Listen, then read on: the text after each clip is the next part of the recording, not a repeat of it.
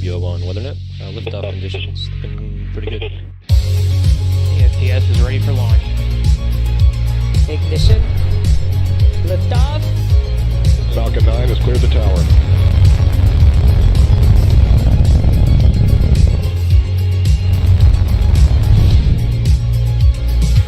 Ten, 9, 8, Side booster ignition. 6, 5, 4, 3, 2, 1.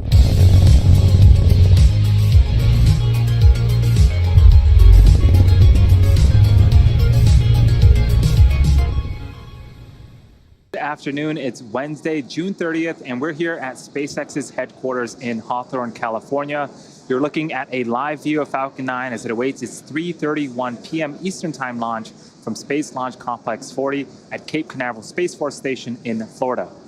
My name is Andy Tran. I'm a production supervisor here at SpaceX. Welcome to the webcast for SpaceX's Transporter 2 mission. It's our second dedicated smallsat rideshare program launch and second launch, or 20th launch of 2021.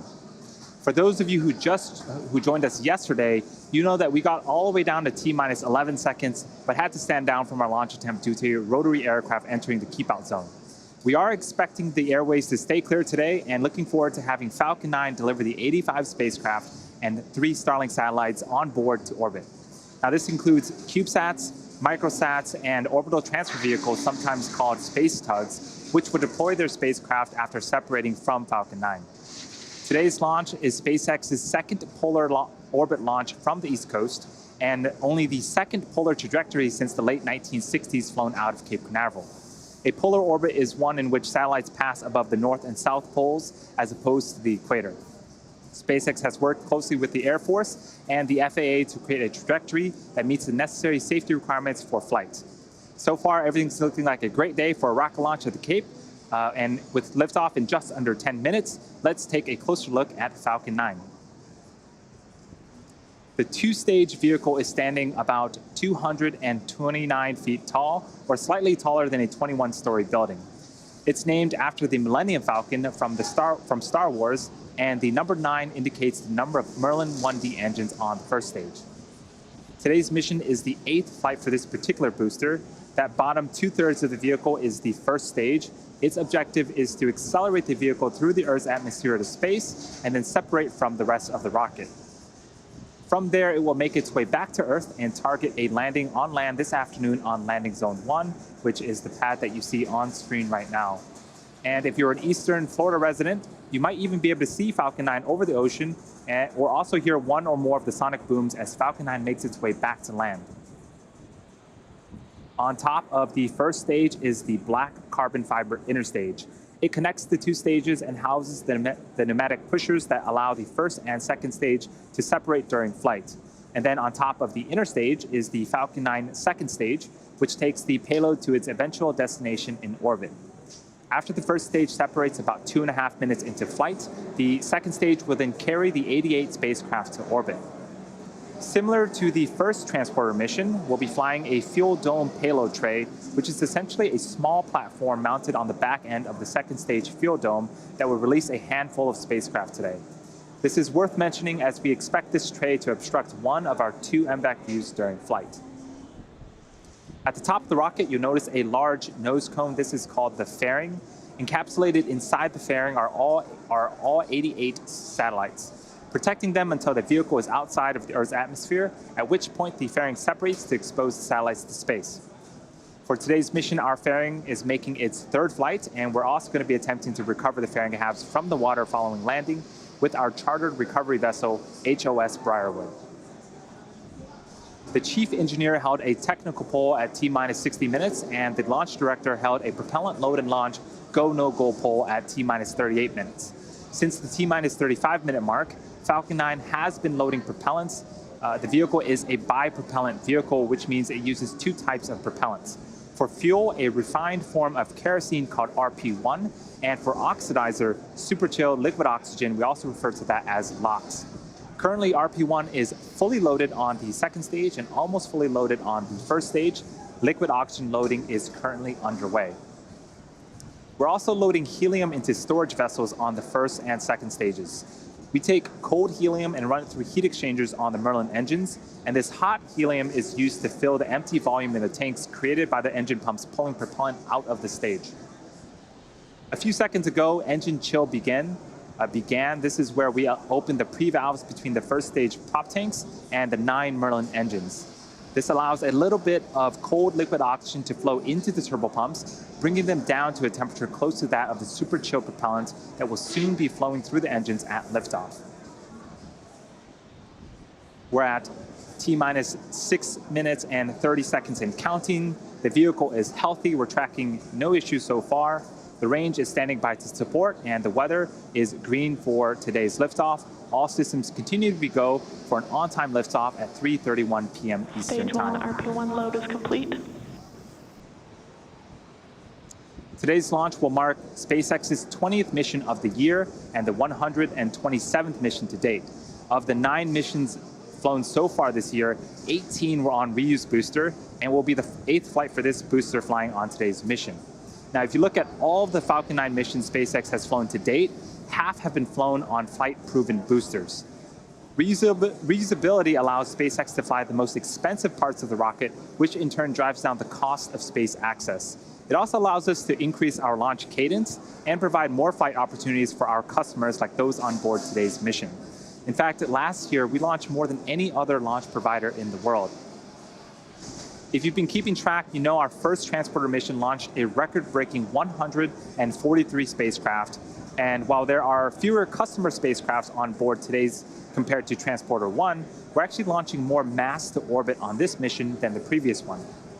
SpaceX is targeting 3 dedicated rideshare flights to sun-synchronous orbits per year, and we also offer opportunities for a ride to orbit on our Starlink missions, which launch every couple of weeks. Small satellites can ride to space on SpaceX's Falcon 9, Falcon Heavy, as well as Starship in the not-too-distant future. We are under 5 minutes from liftoff. Falcon 9 is now moving into the final stages of the countdown. In a few moments here, the strongback will begin to open up its clamp arms, and once open, it will begin to retract away from the rocket to its pre-launch position, about 2 degrees away from the vehicle. And as Falcon 9 lifts off, hydraulic arms will continue to pull the strongback further away to provide clearance for liftoff. So there was the call out for the clamp arms to start opening up. They are situated right at the bottom of the fairing there.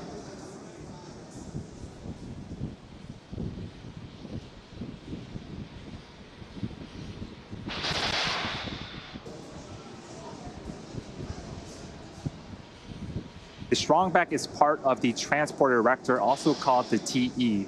The TE's job is to roll Falcon 9 out to the launch pad, raise it to a vertical launch position, also route power, fluids, and communication to both the rocket and satellite. The TE has a launch mount that the first stage is clamped to, and the strongback that is hinged to that launch mount.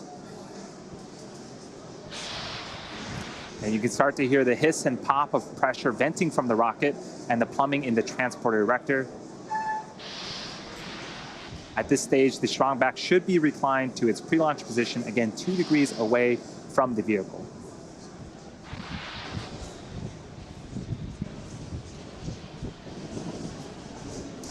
We are just over 3 minutes until liftoff. The vehicle remains in good health. The first and second stages are almost fully fueled. Gaseous oxygen is also venting from the base of Falcon 9. That is the chillin of the Merlin turbopumps. About a minute before liftoff, you will hear the announcement that Falcon 9 is in startup, which means that the rocket's own internal flight computers are now autonomously controlling the launch countdown.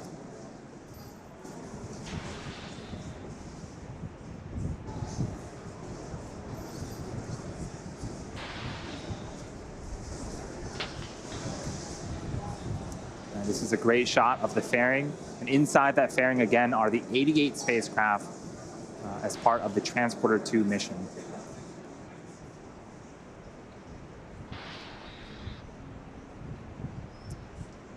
Weather remains green, the range is also standing by to support, and as a reminder, if we don't get the opportunity to launch today, we do have a backup opportunity tomorrow at the same time.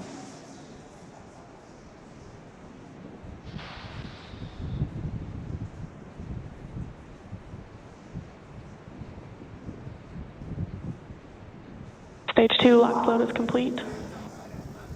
And there was the call up for second stage LOX loading complete. That is the last of propellant loading.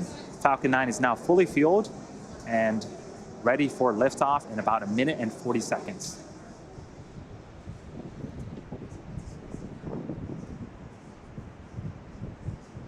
You can start to see some white clouds starting to form around Falcon 9. That is normal and expected for us at this stage in the countdown. When the dense, cold liquid oxygen meets the warmer ambient air of Florida, it begins to condense and form the white clouds that you see on screen.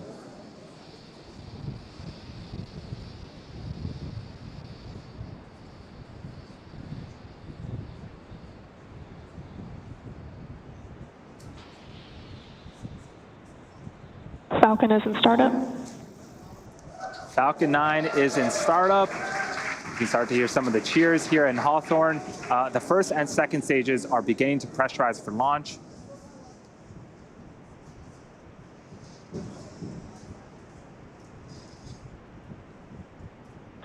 Falcon 9, Transporter 2, LD is go for launch. That was the launch director giving the final go for launch. We are T-minus 30 seconds from liftoff. Let's tune into terminal count and watch as the Transporter 2 mission begins.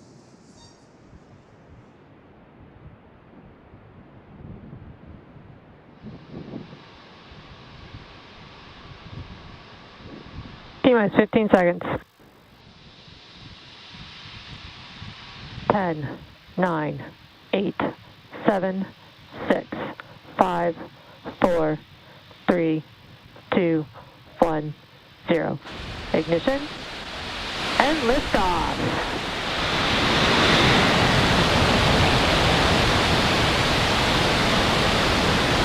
Vehicles pitching downrange.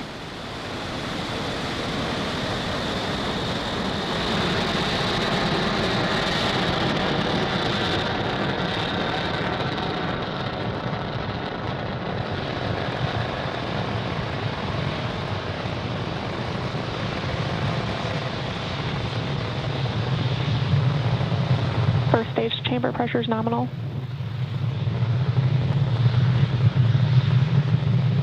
We are T-plus 42 seconds into flight. Falcon 9 has cleared the tower, and we're currently throttling down in preparation for max Q. That should be coming up in about 20 seconds.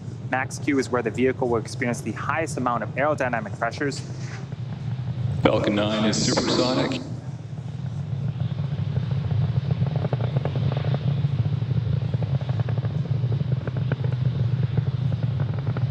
Max Q.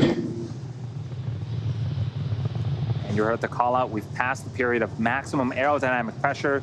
Falcon 9 is now headed south along the Florida coast. All is looking good with the first stage trajectory.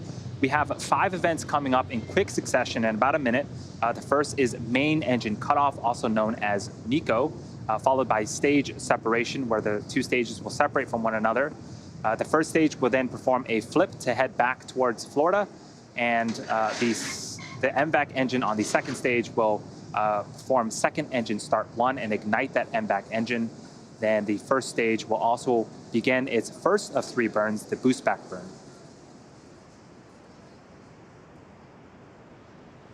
And this is a view from the top of Falcon 9 looking down towards the 9 Merlin engines at the bottom of the first stage.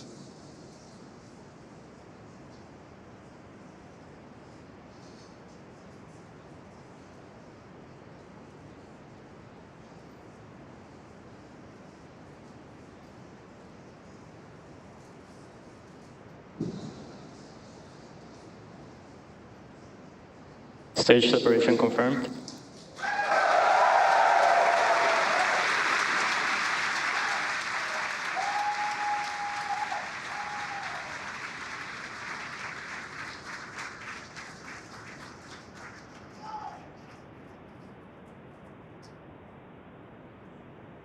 And there you saw on screen, we had successful stage separation.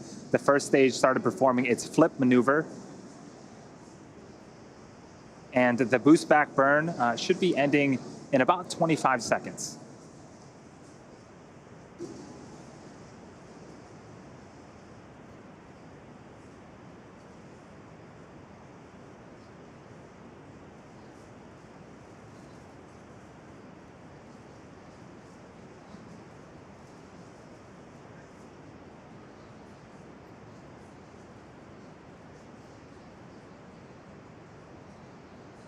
Stage 1 boost back shut down. And there was confirmation of a successful boost back burn. Again, that is the first of 3 burns for the first stage. Coming up next is fairing deploy in a few seconds here from the top of the second stage.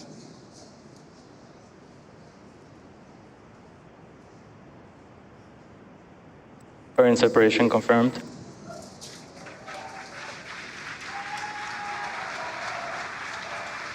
And off come the 2 fairing halves, and they have separated and fallen away from the vehicle, exposing the 88 spacecraft to the vacuum of space. As a reminder, the recovery vessel HOS Briarwood will be attempting to recover the fairing halves today from the water.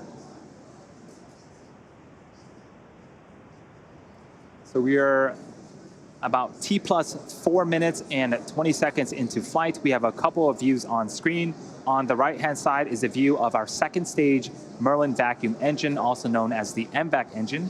It's currently in the first of 2 MVAC burns. This burn should last for until the T plus 8 minute and 24 second mark. About another 4 minutes left on this burn. And the next milestone will be for the first stage to perform its entry burn. That's what you're seeing on the left-hand side of your screen. Falcon 9 needs to execute an entry burn to slow itself down before hitting the dense parts of the atmosphere. And without this burn, relying on the atmosphere alone to slow Falcon 9 down would put unnecessary strain on the rocket. Vehicle is on a nominal trajectory. The call out for a nominal trajectory. Everything's looking great so far on the Transporter 2 mission.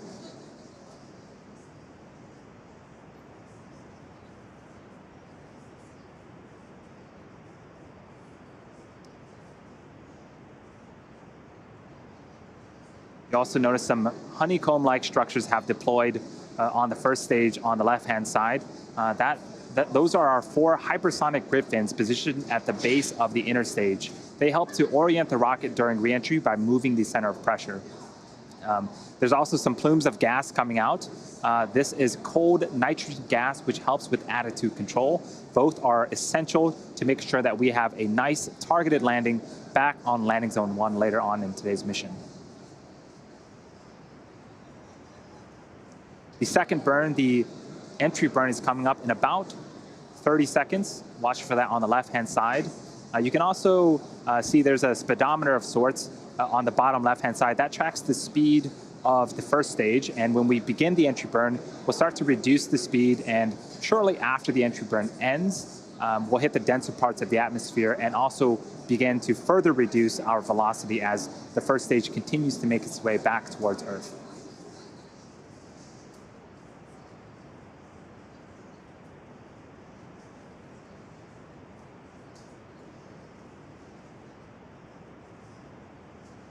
Stage 2 FTS is saved.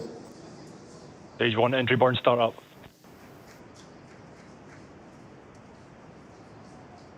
There's the call out, and you can see on screen 3 Merlin engines have relit and are currently slowing down the first stage. This burn is expected to last for another 15 seconds or so. Vehicle on a nominal trajectory.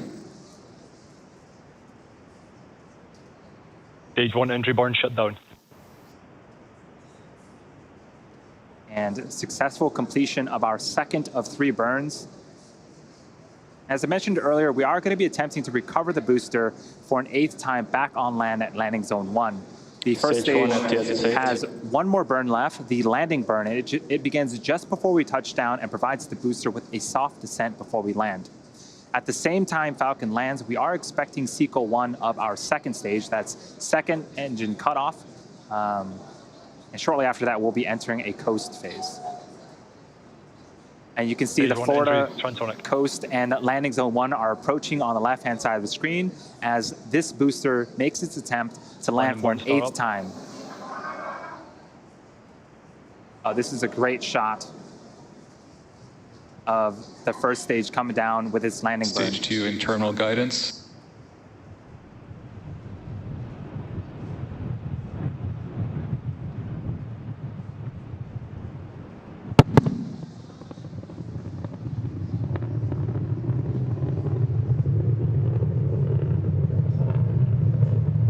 Stage 1, London light deploy.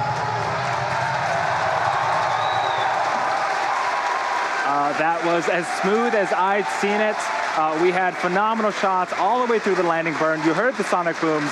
This booster has landed for the 8th time. That is the 89th recovery of an orbital class rocket. Stage 1 nominal landing confirmed. And what a way to start Nominal off the orbit Transporter insertion. 2 mission. At the same time, we did have successful second stage, second engine cutoff, and confirmation of a nominal orbital insertion. We are now going to coast for the next 45 minutes or so while we wait for second engine start 2. Just a few minutes after that, we'll begin to deploy the 88 spacecraft on board this mission. We will see you back here around the T plus 53 minute and 30 second mark.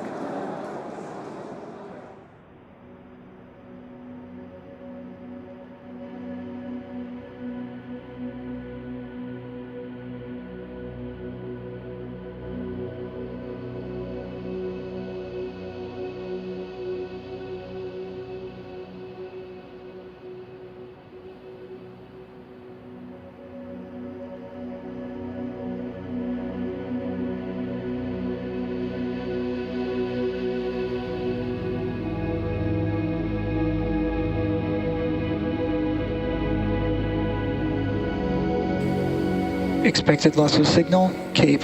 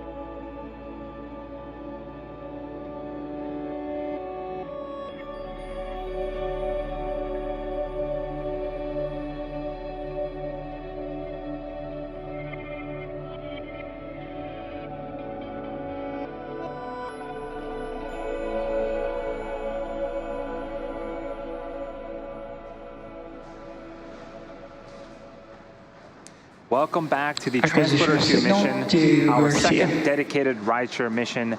Falcon 9 lifted off at 3:31 p.m. Eastern Time from Cape Canaveral Space Force Station and had successful stage separation. We landed our first stage on landing zone 1 and successfully completed our first second stage burn. We are waiting to relight our MVAC engine on the second stage for a second and final burn.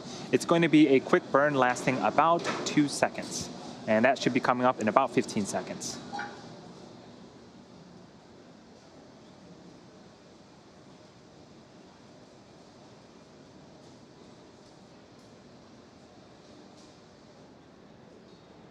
MVAC engine chill underway.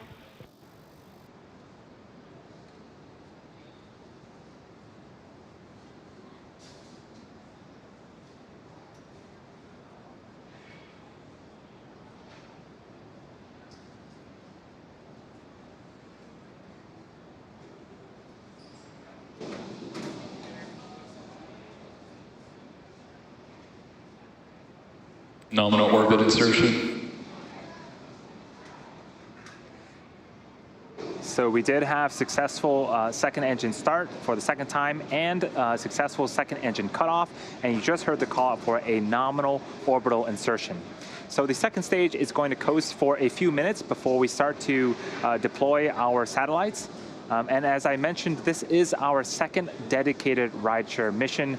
Our goal with these rideshare flights is to provide small satellite operators with competitive pricing, increased flight opportunities, and flexibility.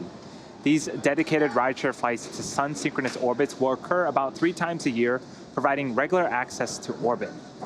In addition, we also offer opportunities for ride to orbit on our Starlink missions, which launch every couple of weeks.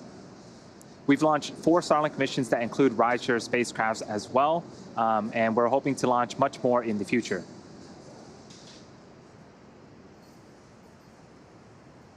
So coming up in about 2 minutes, we are expecting the start of the deployment sequence. There will be 31 deployments for 88 spacecraft, which will occur over a 30-minute period of time. This includes CubeSats, microsats, and orbital transfer vehicles, sometimes called space tugs, which will deploy their spacecraft after separating from Falcon 9, and also 3 Starlink satellites. Many of these deployments will be grouped within seconds of each other, while others may be a minute or more apart. This is a look at the order of deployments between now and the final deployment around the T+1 hour and 27-minute mark. You should hear the call out from our mission operators as each deployment happens. And to keep in mind, most of these deployments include multiple satellites. So while there are 31 deployments, at the end, we will have put 88 satellites into orbit, again, including our 3 Starlink satellites.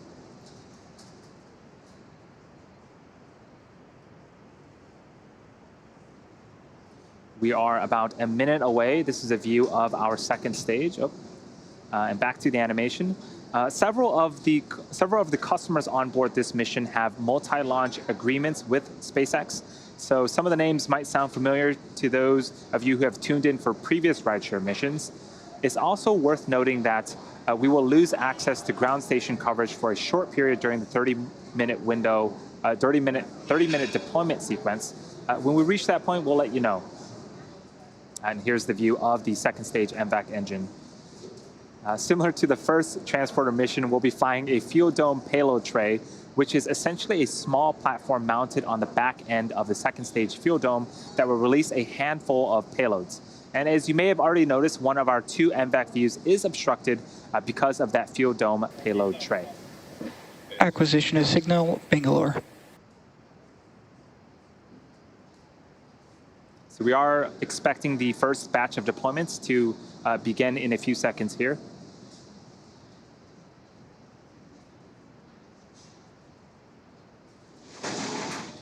Base 1, separation confirmed.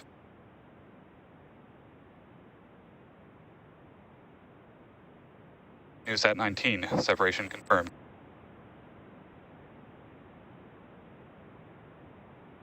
First ISI satellite, separation confirmed.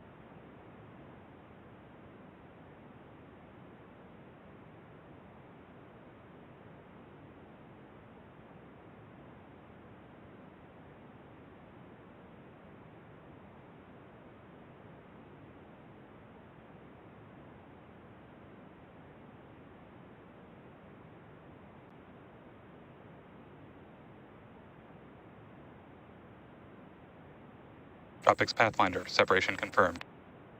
Gnomes 2, separation confirmed.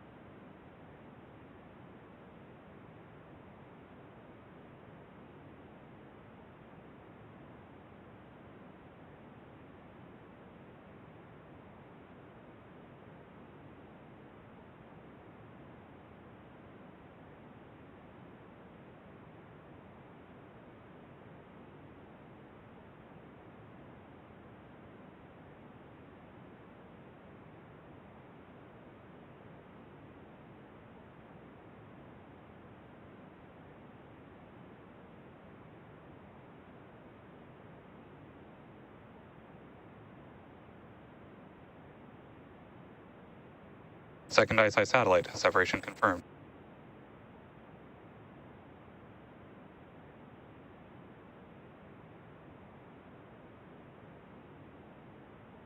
TIVAC 0211, separation confirmed. YAM 3, separation confirmed.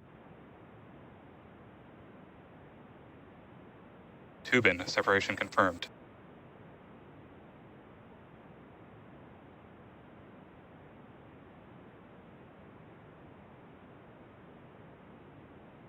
Umbrasar, separation confirmed.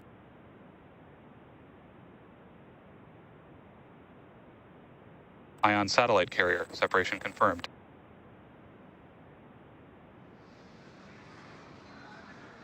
So we saw a couple of satellites, and we got confirmation for the NASA's PACE-1, Satellogic's NewSat-19, the first ICE-I satellite from an exoport, NASA's Tropics Pathfinder, Planet IQ's GNOMES-2, the second ICE-I satellite from an exoport, TIVAC 0211, Loft Orbital's YAM-3 from an exoport, and TU Berlin's Tubin from an exoport, the Umbrar SAR, and D-Orbit's Ion satellite carrier.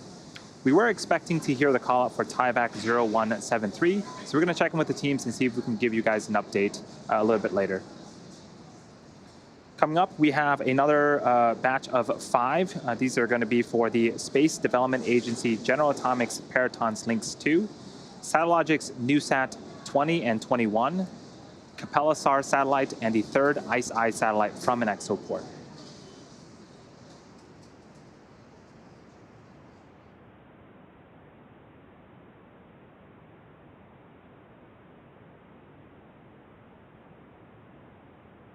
Lynx 2, separation confirmed.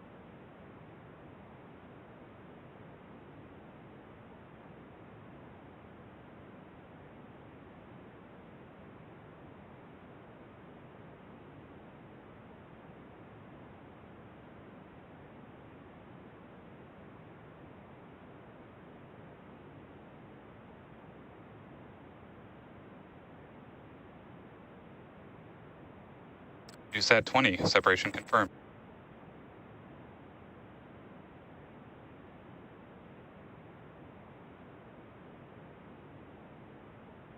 NewSat 21, separation confirmed.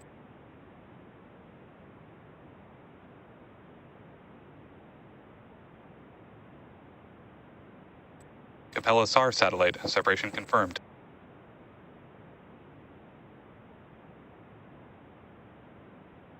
Third ICE-I satellite, separation confirmed.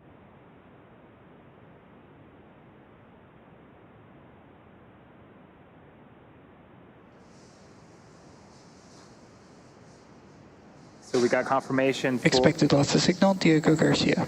We got confirmation for 5 more deployments. That was the Space Development Agency General Atomics Peritons Lynx 2, Satellogic's NewSat 20 and 21, the Capella SAR satellite, and the third ICE-I satellite from an exoport.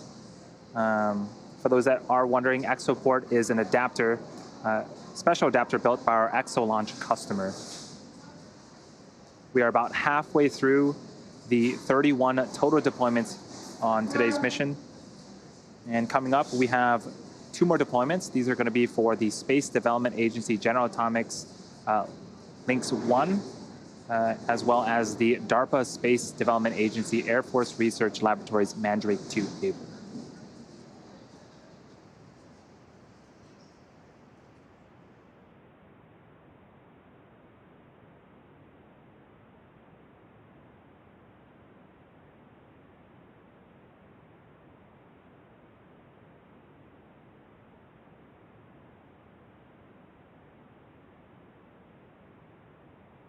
Lynx 1, separation confirmed.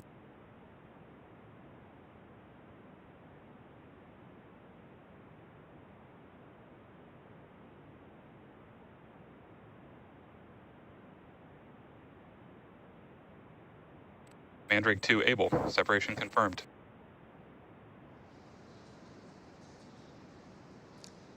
We got confirmation for Space Development Agency General Atomics Paraton's Lynx 1 deployment, as well as the DARPA Space Development Agency Air Force Research Laboratories Mandrake 2 Able. And coming up in less than a minute, we are expecting the next deployment. It's going to be the 4th ICE-I satellite from an exoport.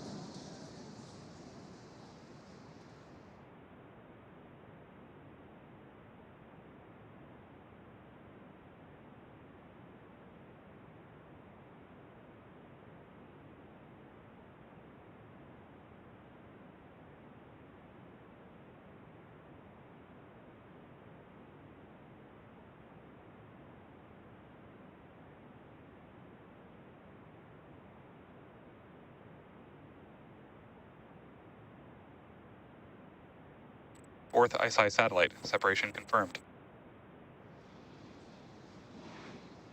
And that was confirmation of the 4th ICE-I satellite from an exoport. The next batch of deployments, there's going to be 6 of them. It is for Swarm's 1st and 2nd Space B cluster from an exoport, Nano Avionics D2 Altacom 1 from an exoport, Spire's Lemur number 1 from an exoport, Satellogic's NewSat 22, and Loft Orbital's YAM2 satellite.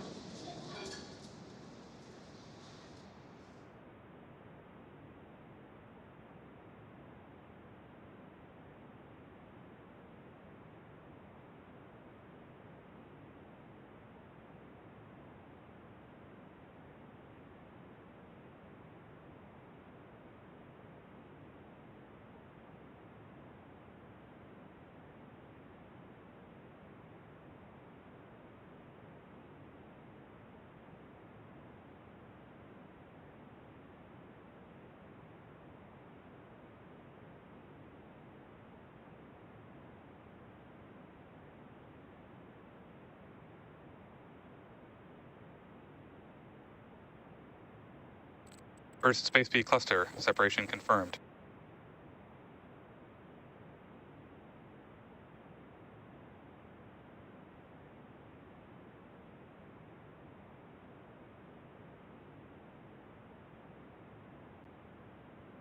Second Space B cluster, separation confirmed.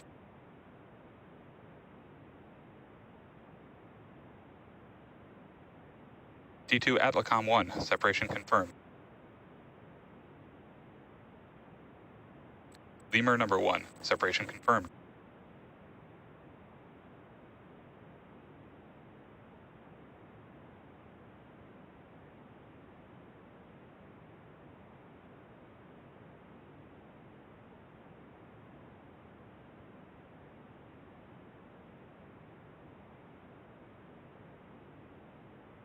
NewSat 22, separation confirmed.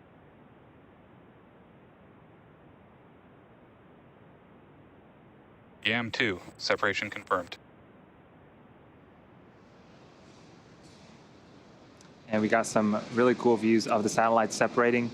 That was for Swarm's 1st and 2nd Space B cluster from an exoport, Nano Avionics D2 Altacom 1 from an exoport, Spire's Lemur number 1 from an exoport, Satellogic's NewSat 22, and Loft Orbital's YAM2 satellite. The next two deployments are going to happen during a blackout period, which means that we lose camera views and telemetry. While we wait to regain access to ground station coverage in a few minutes, sit back and follow along with our animation that shows you where we're at in the mission. We'll see you back here at the T+ 1 hour and 15-minute mark.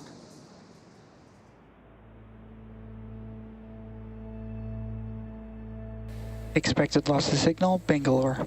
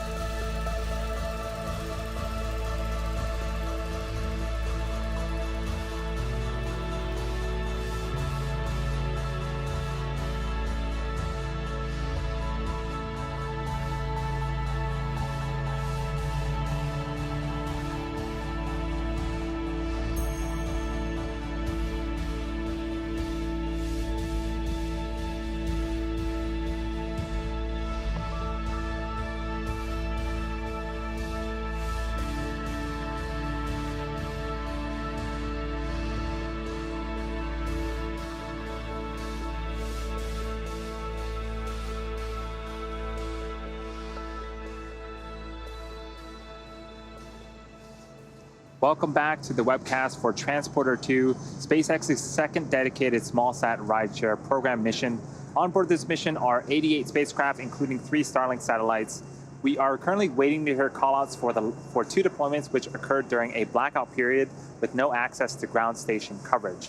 So those 2 are Spire's Lemur number 2 from an exoport and DARPA Space Development Agency Air Force Research Laboratories Mandrake 2 Baker.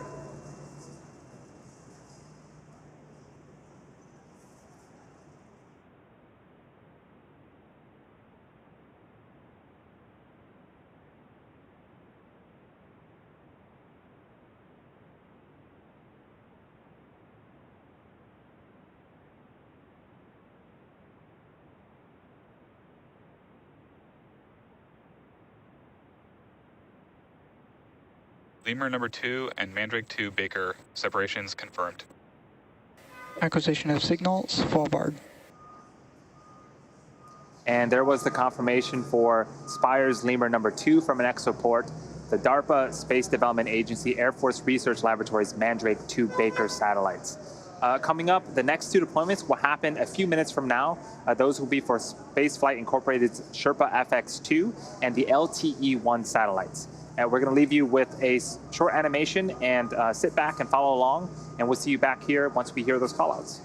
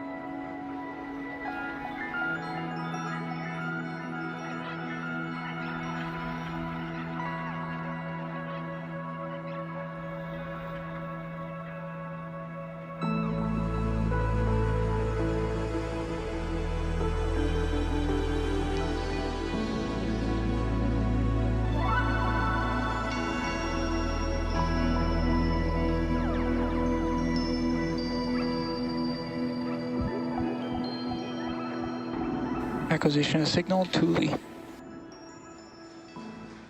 Welcome back once again to the webcast for Transporter 2, SpaceX's second dedicated small-sat rideshare program mission.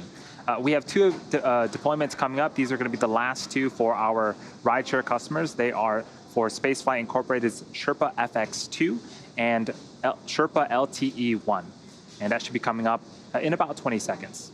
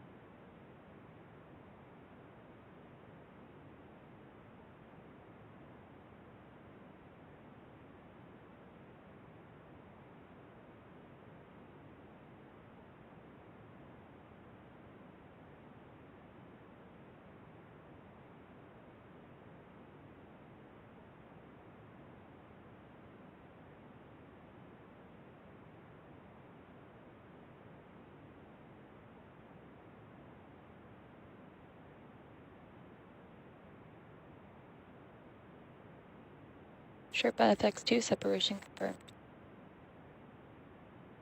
Sherpa LTE-1 separation confirmed. And you see on screen and heard the confirmation. We got confirmation of Spaceflight Incorporated's Sherpa FX2 and Sherpa LTE-1 deployment. Now, these are the last of our rideshare deployments for today, but we're not done. We have 3 Starlink satellites to deploy as well. That's going to be coming up in a few minutes here, so sit back. We're going to take a quick break, and we'll see you back here at the T plus 1 hour and 27-minute mark.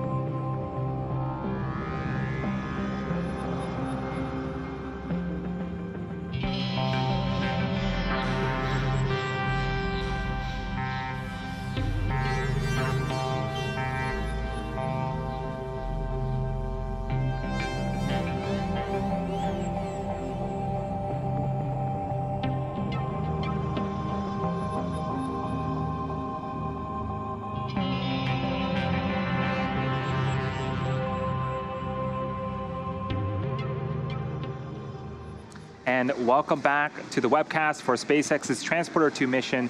If you're just joining us, we are close to the end of today's mission, which launched this morning from Cape Canaveral Space Force Station in Florida at 3:31 p.m. Eastern Time.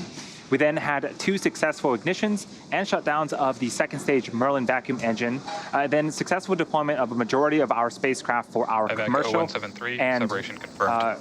Government customers. We were also able to successfully recover our first stage for an 8th time on our landing zone. We just had the confirmation of the TIVAC 0173 satellite. So all payloads so far are have been confirmed for deployment, and we have 3 Starlink satellites to go, and we are expecting confirmation of that deployment here shortly.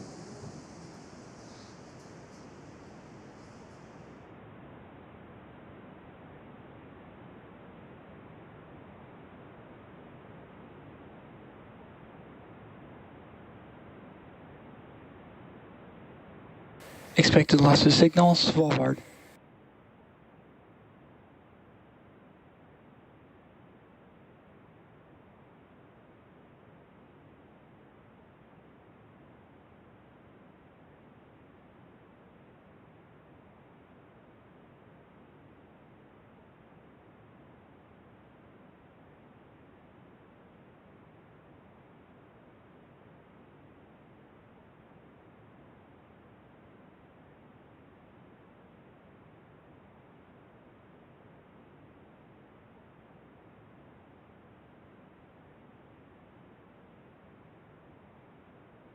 Starlink deploy confirmed.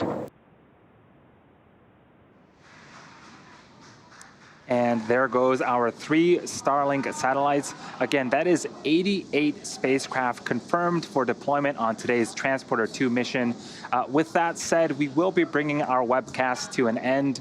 We would like to thank all of our rideshare customers for their support on today's mission. We would also like to thank the United States Air Force for range support, as well as the Federal Aviation Administration for licensing.